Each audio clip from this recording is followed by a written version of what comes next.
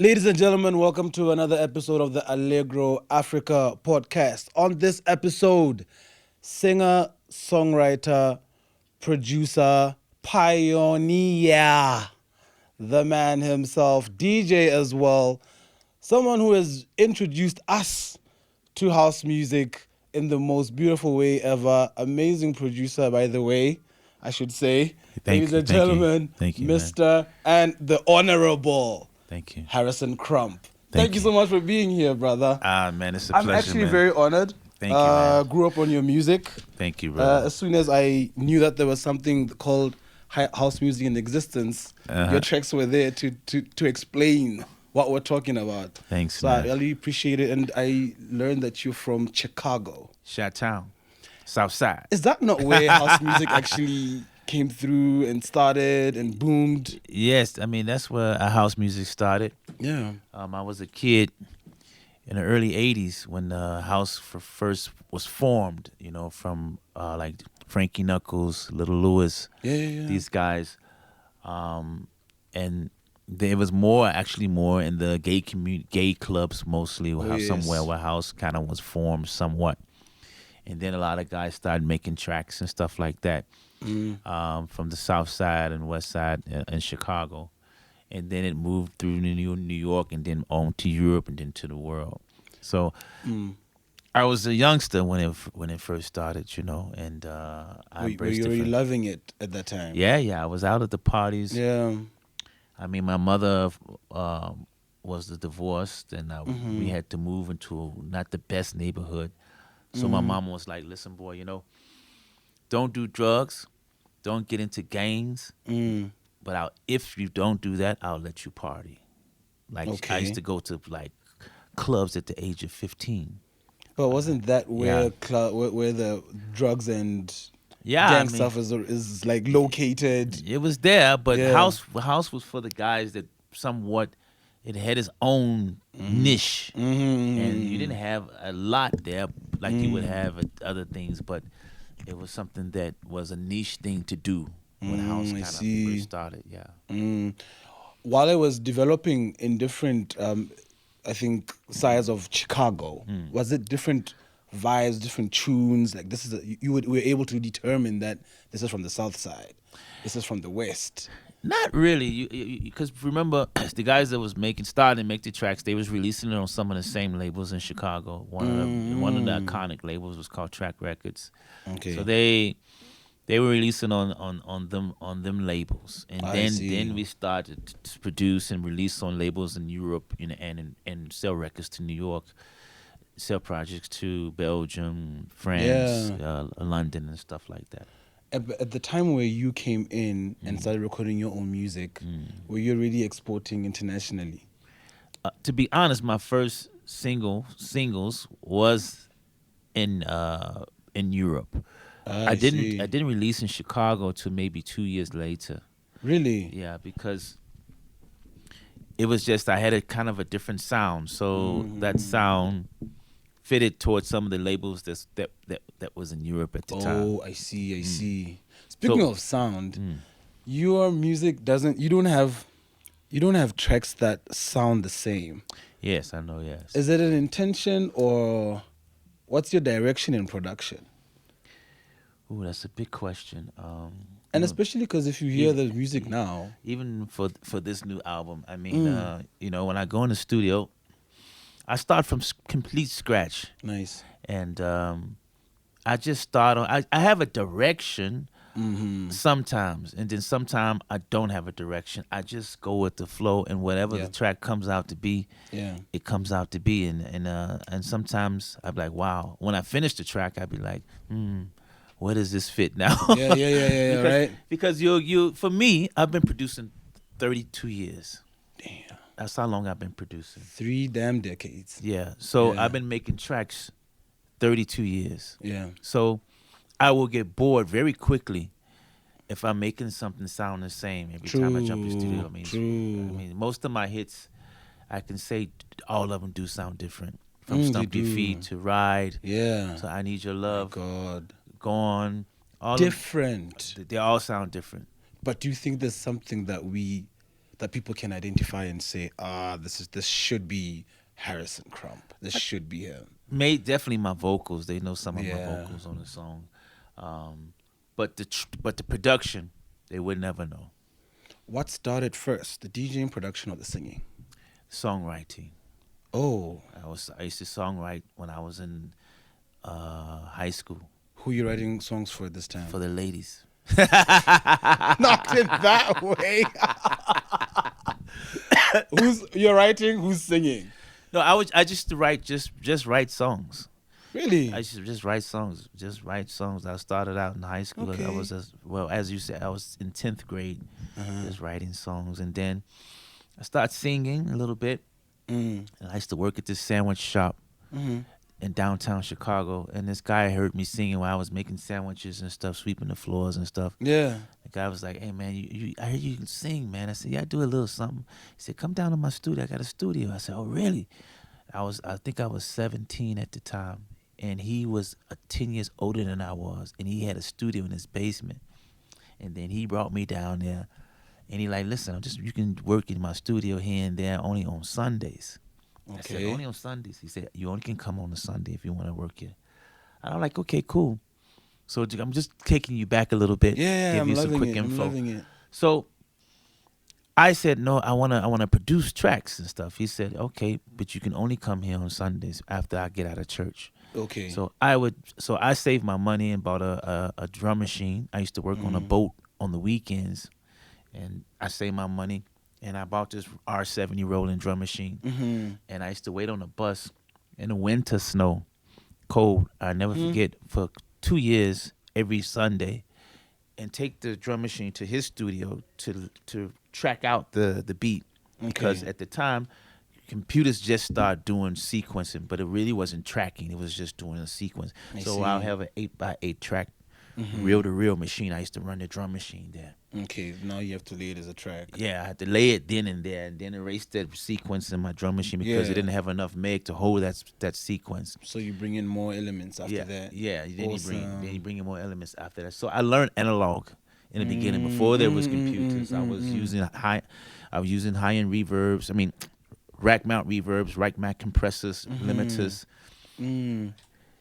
Like all the machinery, 12 track over there, yeah, all that. Yeah, I was the using intimidating stuff, MIDI, all that stuff, man. So nice. I come from that. I see. So that's how I kind of started. This tells me you probably mix your own songs. Yeah, I mix all my own songs. I mix and master my own songs, even the new album that you got.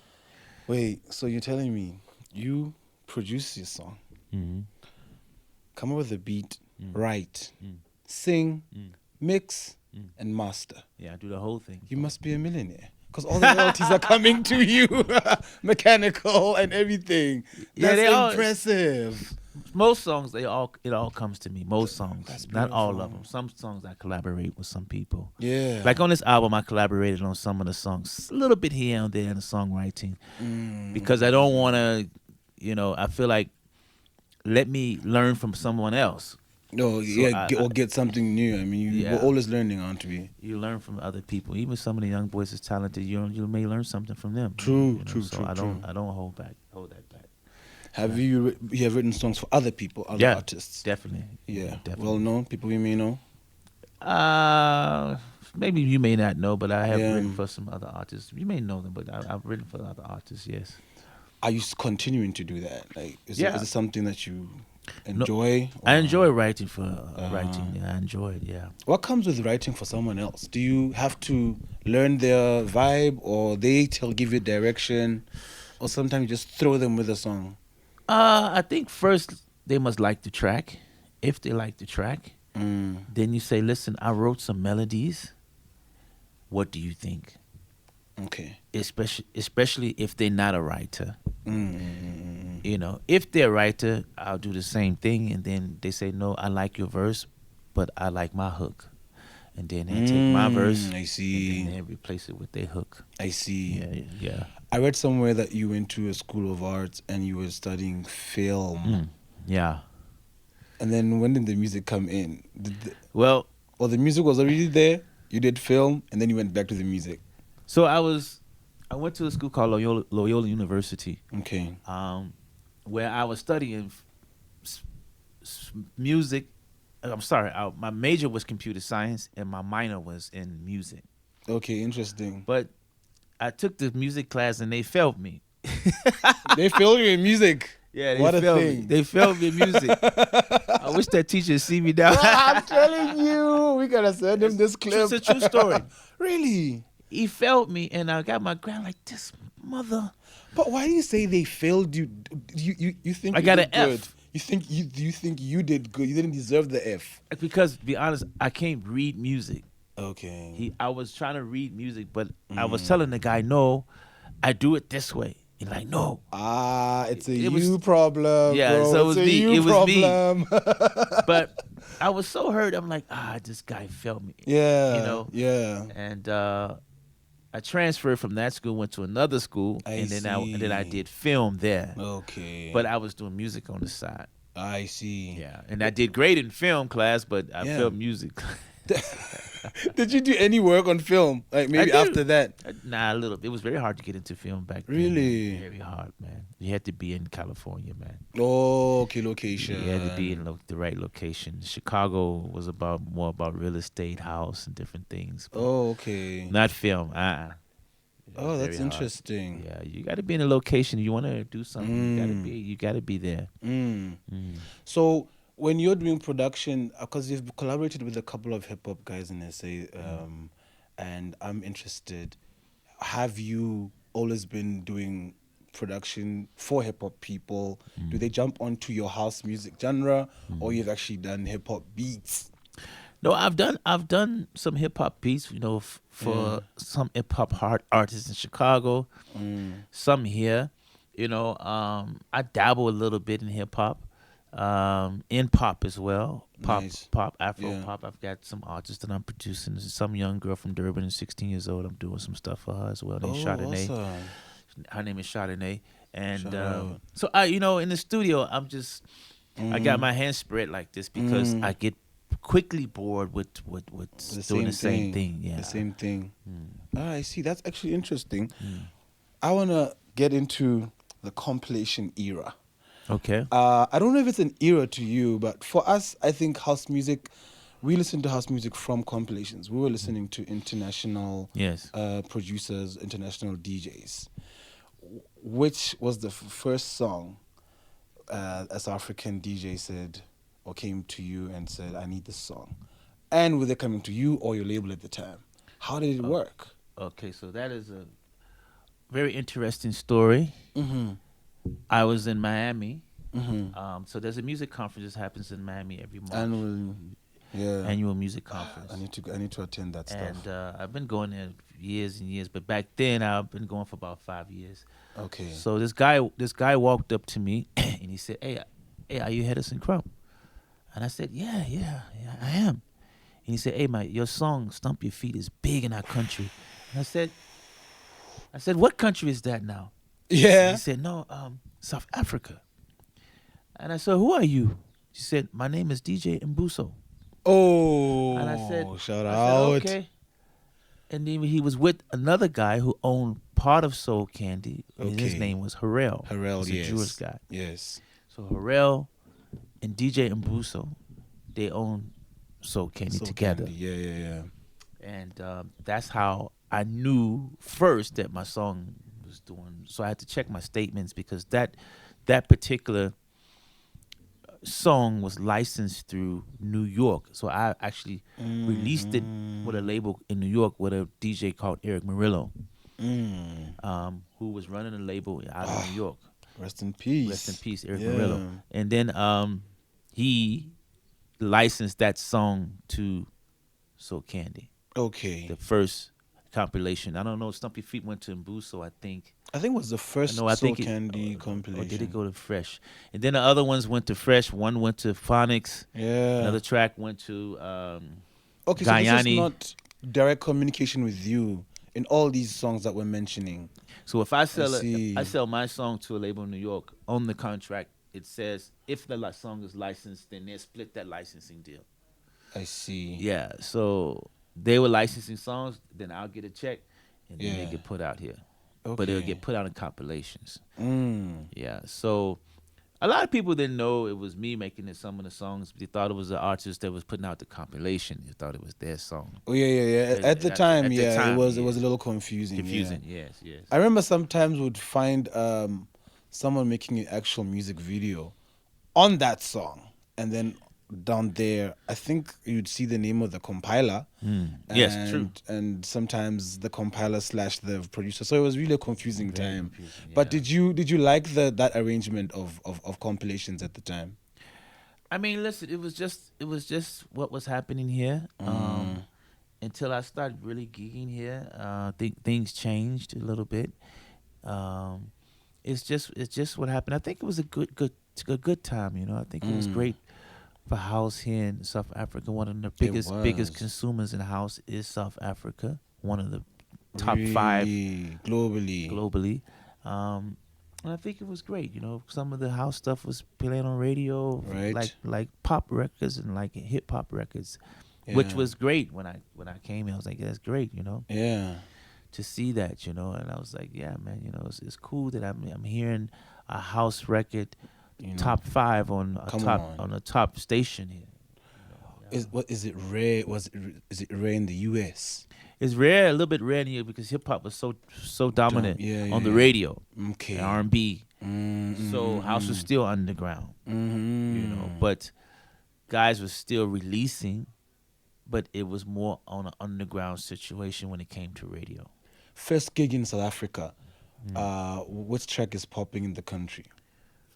My track or just Your track. One of your tracks. my first gig, it was definitely Stomp Your Feet.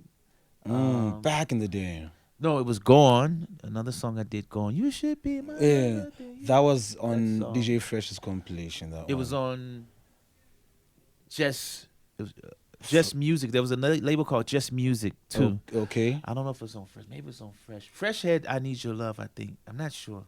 But anyway, You did a couple, honestly. yeah. Yeah. But yeah, I first came here and they sent me an email and they like, let's do a tour. I did a little safari and all that stuff. Oh. it was cool. First time touching a lion. Did you do one of those? Hey, a lion almost ate me, man. I was here.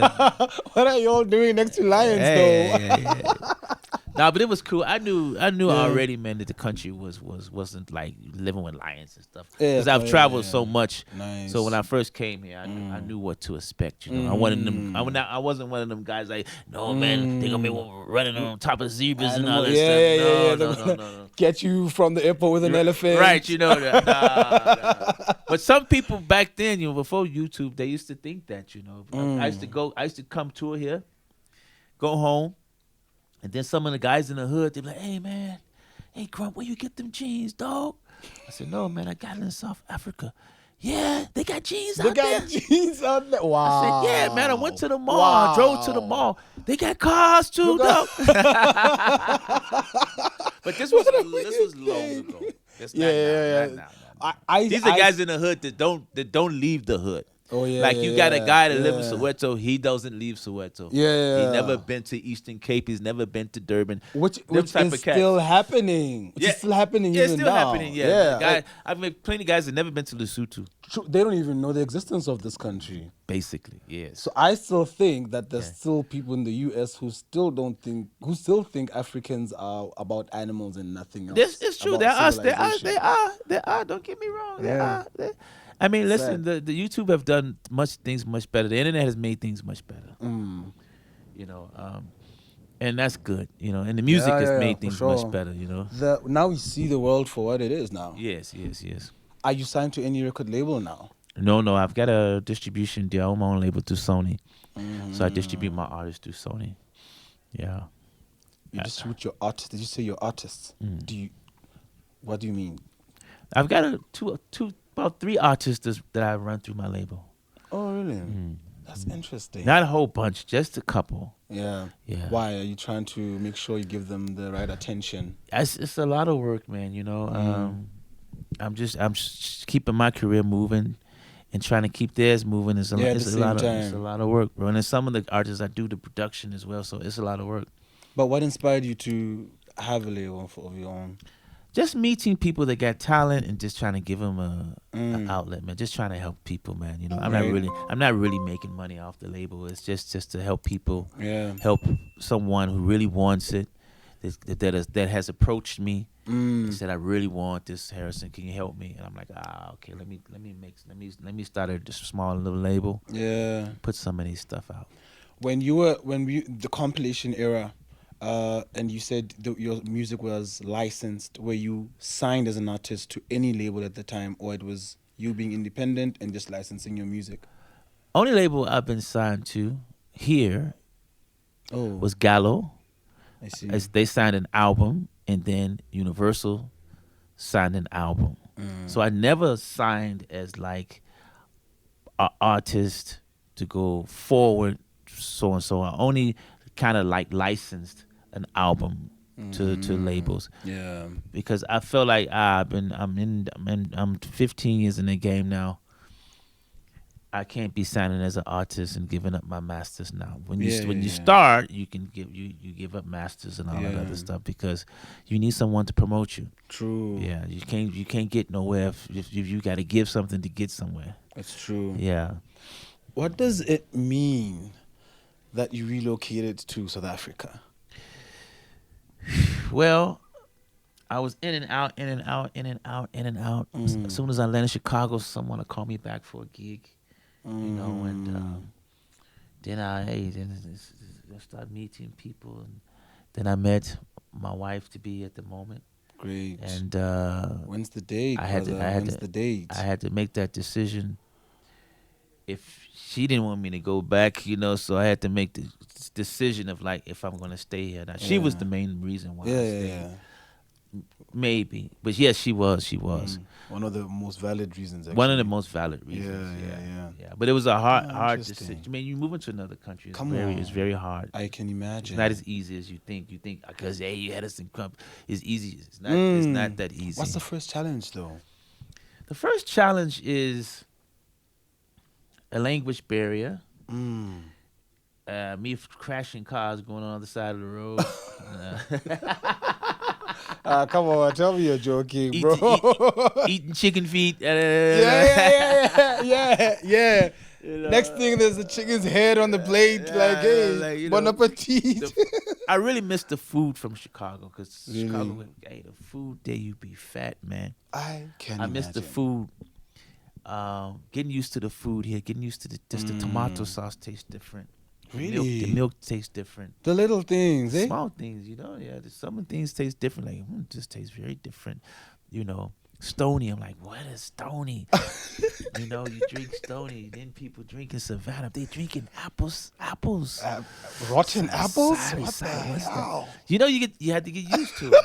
This is so interesting. You know, your perspective is interesting. Yeah, I have a friend who went to the embassy from Lesotho and lived in the U.S. embassy to Lesotho. Yeah. He came back fat. Yeah. And I mean fat. Tell me, what are you guys eating over there? I have the food, you know, in the States. You know what you got here, sasa, right? Where you get your sasa check. Yeah. Oh, I see, yeah. Like a female, if a female is single, she's got 2 kids there. Yeah. She get a free check. That check. How much is she getting? It's like 25,000 Rand in your money a month. No. She gets that check. Then she gets a check for food. Did you say 25,000? And then she get a check. Did you say 25,000 US dollars? Rands. Oh. And rands in your money a month. She gets free dental. Yeah, she get free eye care to the US. All she got to say, hey, some babies. But all she got to say, baby daddy is missing. I ain't seen him. And then they ever since cut that check. Wow. So it's here. You ain't got no money here. You ain't got no money. If you broke here, you got 3 kids. It's just the way. It's just the way. Hey, so there the government is really taking care of people. Supplies. Yeah, you will never go hungry there in the U.S.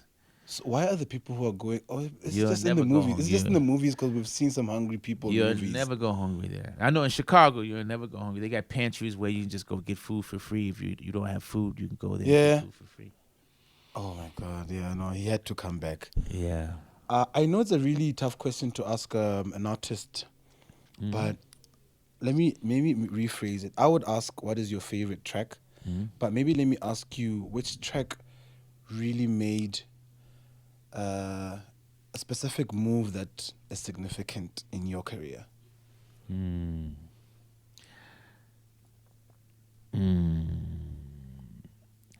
I think Stump Your Feet did.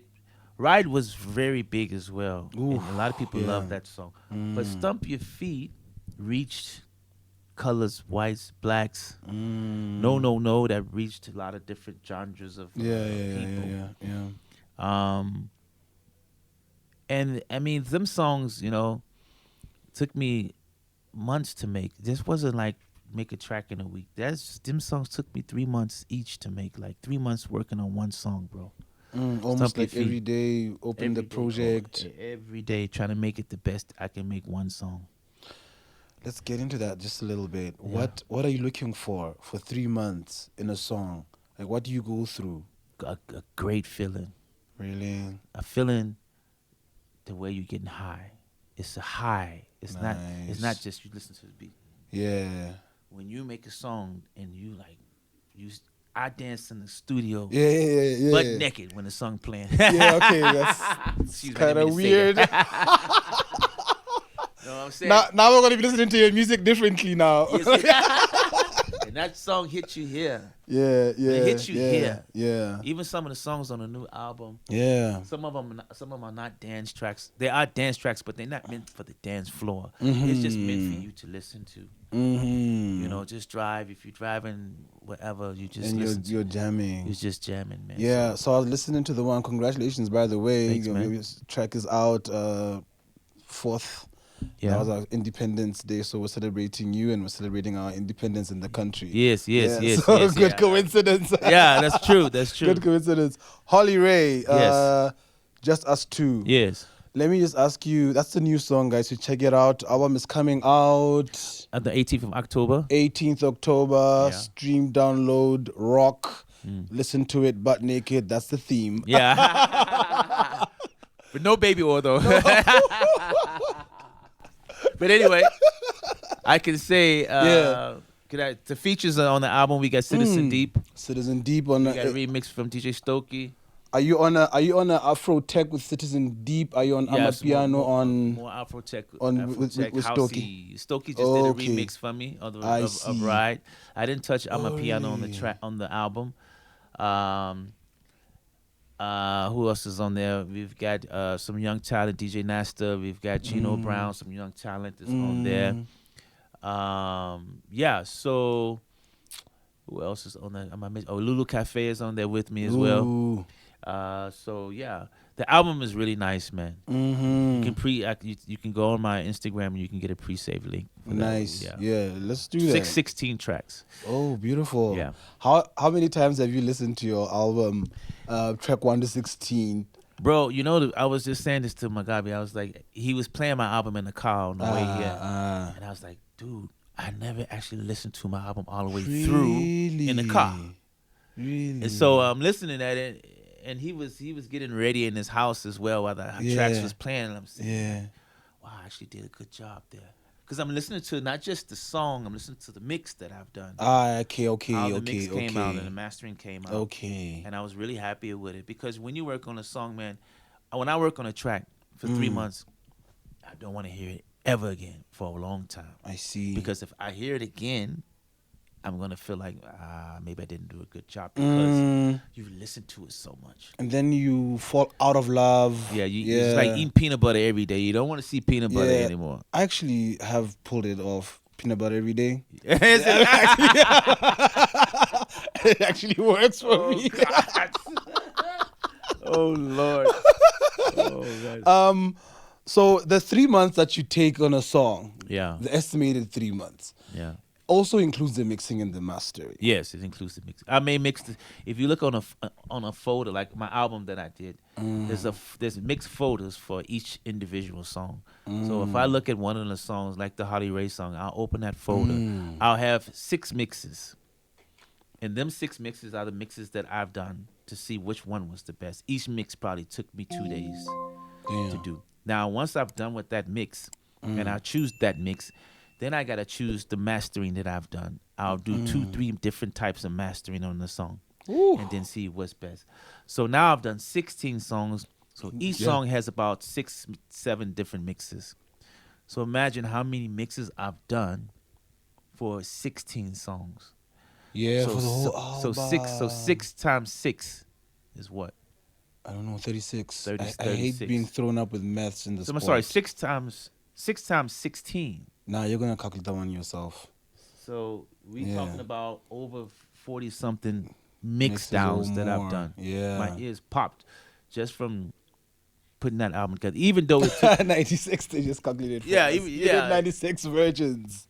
even though it took me 2.5 years to do this Yeah, I was album. going to ask you how Yeah. long it took. That sounds Which right. one was in the album? Which one is the first one you worked on? I think the first one I worked on was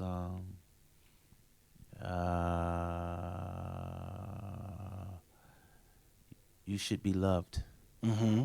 Who do you have on that one? It's just me. Oh, okay. It's just me by myself Nice. on that song. Yeah, so I did everything on that track, on that particular track. Yeah. How did you get to work with Holy Ray? I made the track and I was like, who fit nice on this track? I didn't want that Akasi feel on that particular song. I see. I wanted someone that could give it a very pop sound to it. Okay. I felt that she would fit the most on that track. And then I just hit her up like, hey, she's like, I love this track. Let's do it. Let's do it. Yeah. So in all the people you worked with, you actually just had to fill the song first, and then decide who's coming on. Yeah, I didn't mention Brian Timbers on one of the songs as well. Ooh, nice, Amazing brother. voice. Of Yeah, course. so he's on one of the tracks as well. Nice. I made the track. I was gonna sing on the track, but I'm like, I don't want to sing on everything. Let me put him on this track. That's okay. a nice track as well. Oof, I can imagine both of your voices there, guys. We gotta get Yeah. this album now. We gotta listen to this one. Yes. Was it your first time in Lesotho? No. Oh, yeah? Been here before. Oh yeah. Yeah, I got robbed. Really? I'm just kidding. Oh man, we almost got the numbers for the podcast. I was gonna identify who was he? Was he black? Was he short? Shit, tabang! No, it's just kidding, man. Oh yeah. No, but I've been here a couple of times. Ah, that's nice. Yeah. I've been I wish you could. I got lost here though. I did get lost here. This guy, it was me and Charles Webster was playing a gig here. Oh, okay. I had a gig in Joburg first, and then I was coming to Lesotho to do another gig. This Nice. guy sent me a location. When you cross the border, I did 4 hours into the mountains. I don't know where I was at.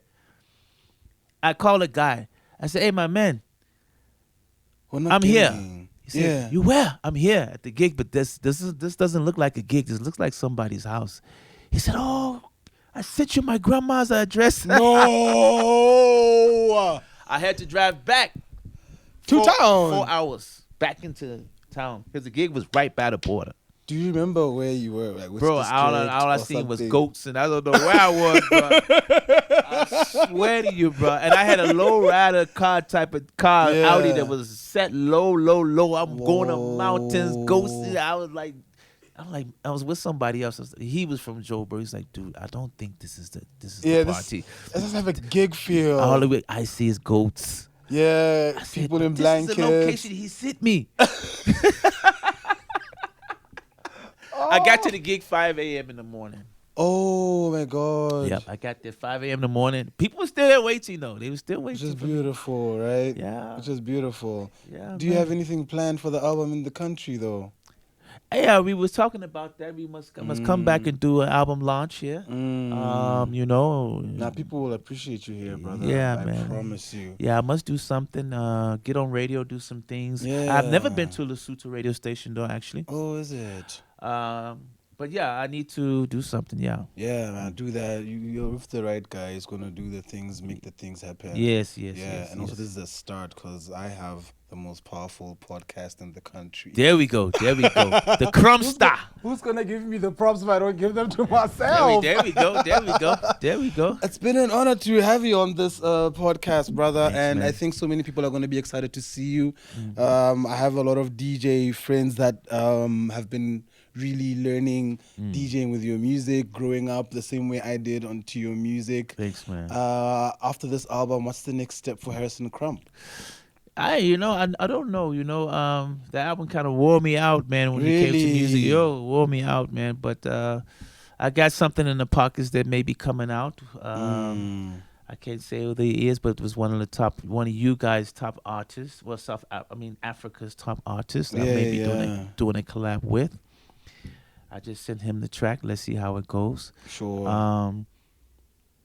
And other than that, man, just eat poppin' chakalaka, man. Yeah, chicken feet. Yeah. Chicken feet your way chicken through, feet brother. with American hot sauce. Yeah. But let me say something before I go. I just want to give shouts out to you, player, and your team for having me. I appreciate it. I'm always humble to you guys for what you guys do. We're honored. I appreciate it. And for all the artists that's out there, struggling songwriters, women artists, believe in yourself, stay in the game, treat people as you want to be treated. Come on. And you would get there. Right? Yeah. Oh, and it's not easy. If you get there too easy, you will fall very hard. If it takes you time to get there, it's worth it. I love what I do, but I treat it as a job. Yeah, right? Yeah. Explain that. Treat it like a job. Can you give it perspective? I think we're not talking about it enough. Treating your career like a job. No, come on. I get up 7 a.m, man. I'm in the studio. 7. I'm a morning producer. When guys getting ready to go to work, I'm getting ready to go to work. And I work to 10 o'clock at night, 11 o'clock at night. I work 16 hours. You know what I'm saying? Get in the morning traffic. Just go to work. Get in there. I take a lunch break like everybody else. Have my lunch break, have my breakfast, go jump back in the studio. 1, 2, 3, bro. I treat it as a job. Has there been a point in your... Wow, now I'm continuing. I'm supposed to close. Yeah. Has there been a point in your career where, one, you fucked it up and you almost, went out as a producer in the industry, like you just almost fell, to say, and to maybe feeling like you want to give up? I want you to give me those 2 moments in time. Okay, there was times that I was working at a job. I used to work at the stock market. This is years ago, and I was making tracks, but I had my daughter was just born. I was just speaking to Mugabe about it, and in the stock market, you can make an error very quickly. Boom, boom, boom, boom.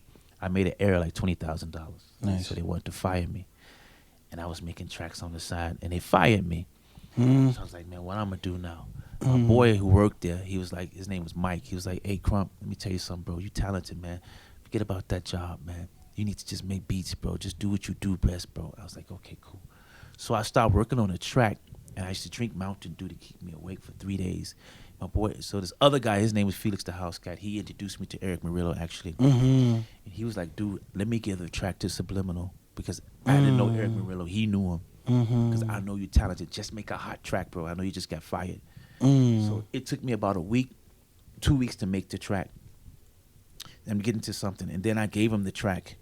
He sent the track, but he put his name on it. And the dude called me back. He said, hey, man, is this Felix? I said, no, this is Hedison. Who are you? I said, no, Felix sent the track for me. He said, oh, okay. What's your name again, man? I said, my name is Harrison Crump. He said, Harrison Trump Bump. What's your name again? I said, no, Harrison Crump. Trump. He just said, okay, I really like this track. Now, I just got fired. How much you want for the track, Crump? I said, no, give me 4. Give me 4. And I meant $400. He said, $4,000. I said, yeah, $4,000. Yeah, of course. And he sent me that money, right? I was only making $700 every 2 weeks. That's how much I was making. At the stock market? At the stock market, with taxes taken out. Okay. I said, dude, pay me $4,000. It took me 2.5 weeks to make this track. I'm going to make another one. I made another. This is a true story. I made another one. Boom. I had some equipment in my bedroom. I see. Made another one. Boom. Sent it to him. He said, this was even better. Whoa. How much you want for this one? I said, Tell me I you said 10. No, I said, no, give me 4. Give me 4. Give me 4. Oh, give me yeah, four, give me another 4. yeah. Never went back to work ever again. Wow. Never went back. I was working at that company for about 5-6 years, bro. The problem was that I didn't believe in myself completely. Brother, and tell me about it. I didn't push myself. I had the talent, but I didn't have the drive. You see, I had the equipment, all that stuff in my bedroom because I was taking some of my work money and buying equipment. And I was putting little tracks out at small labels that just would take anything. They'd give me $200 or $300. But my boy like, man, go in there and make a banger, bro. Make sure that track is so much on fire that no one can deny that song. I said, okay. And I looked at my baby girl. I was like, hey, you know, I got to do something now. I gotta either sink or swim. And during that time, I was making money. I was boom, boom, boom. Then I got a record deal. Then I got a publishing deal. They paid me a lot of money. I took that money, bought a little bit of equipment, started balling out. I was balling out, buying little cars, buying this, buying that. Then I was laid up in a hotel one day. Chains. Yeah. Swipe. I was in a hotel swiping. Decline. No, guys. Went broke in 6 months. And the guys who paid me for that album that I delivered, they never released it. So now I couldn't even recoup that money back. From things like royalties. The advance they gave me. I was looking at like, I need to go back to work now. I'm broke. And then I was like, okay, let me go to an interview. I went to an interview for the railroad. Okay. Yeah, I've been through some things, you know, like. And I interviewed quickly before we go. The guy was like, he was a white guy, was interviewing me for a job at the railroad. Okay. So he's like, okay, what do you do? What's your experience? I said, well, I write songs and doing this. He said, do you really belong there? You know, right? Dude, he's looking at me like. I said, I'm thinking like this guy, he not gonna hire me. Yeah. So I said, as soon as I left the interview, I jumped right back in the studio. I said, like, I gotta do something. A hand on the rent, everything. I'm like, let me focus. Let me make some calls. Maybe make some connections. So, yeah, man, there's been some times I wanted to quit, but I'm like, no. I'm listening back to my music. It's like I said, it's not the music. It's who I'm connecting myself to, and how I'm developing myself. It wasn't about the talent. So people must know it's not always about the talent. It's about how you put yourself out there, you know, and people you talk to and people you connect with is very important in this business. And staying out of trouble. Yeah. Yeah. Music business, you must try to stay out of trouble. All the time. Yeah. Thank you so much for your time, brother. Thanks, man. Have a safe journey. Thank you. To the SA. Thank you, brother. Yeah, man. Ladies and gentlemen, sweetest conversation I've ever had with the honorable. I want to give you that title, honorable. Thanks, man. Because for me, it's really an honor. I think your music has defined who I am. In that, I'm DJing. I'm a house music DJ, and I am. House music forever. House brother. music forever. And you keep giving it to us. Thanks, man. And thank you so much for that. Thank you for your time. Thank you for coming to my podcast. Yes. I also had to believe in myself to do this podcast. Yes. We were trying to do 4 episodes. Yes. And then the team was like, what you mean 4 episodes, brother? We are on. Yes. You're doing it. So yeah, I like that story and thank you so much. All right, bro. When you come again, please give me a call. I'm in the hood. All right. Yeah, so that you don't get lost in the goats areas. From me, DJ Allegro, ladies and gentlemen, shout out to Mugabe. Yes. Mugabe's asking for his shout out. Shout out to Mugabe, baby. Shout out to one of the biggest promoters. You know. Biggest promoters in Lesotho, Mugabe. Yeah. Yes, amongst the best. Yes. Amongst the best. And I saw you taking care of you. I like that. I really love that. Yes. From me, DJ Allegro Africa. Peace.